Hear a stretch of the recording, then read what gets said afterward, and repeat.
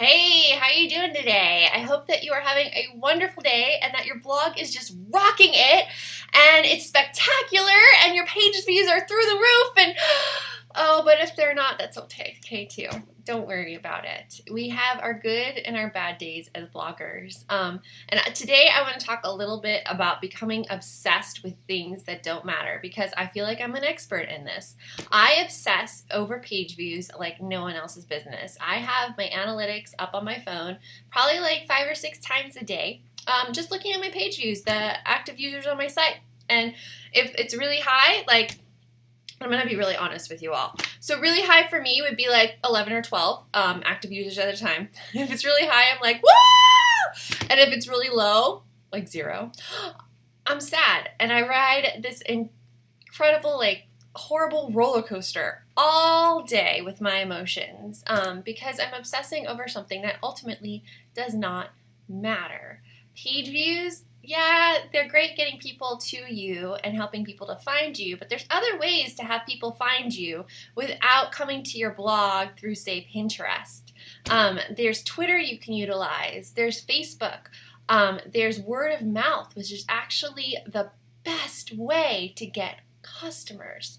So don't think your page views are the only way to get money from your blog. There's tons of other ways and tons of other opportunities out there, and just look at it as this huge growth opportunity where you have no idea yet how people are going to find you and how you're going to make money with your blog.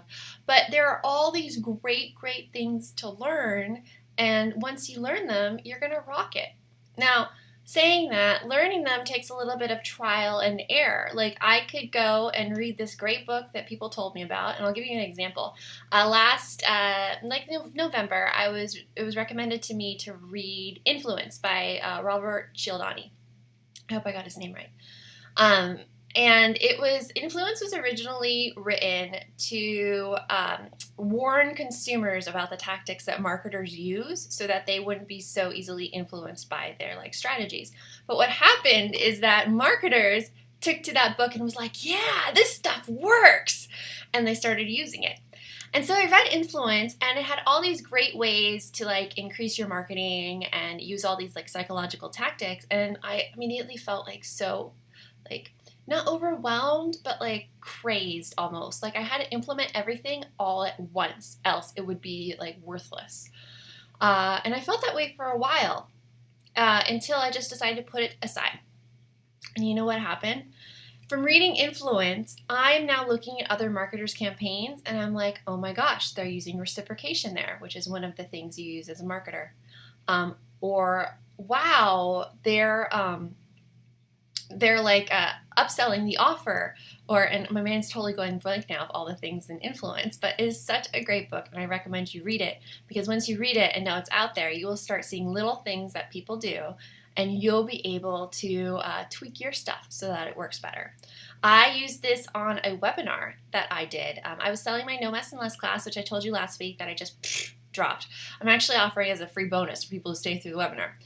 But so I was using this one webinar structure by Russell Brunson, and he's a great online marketing guy, but honestly, it wasn't me. It felt too forced, too salesy, too trying to pull the wool over people's eyes. And mine was a more, I like teaching and I like helping people.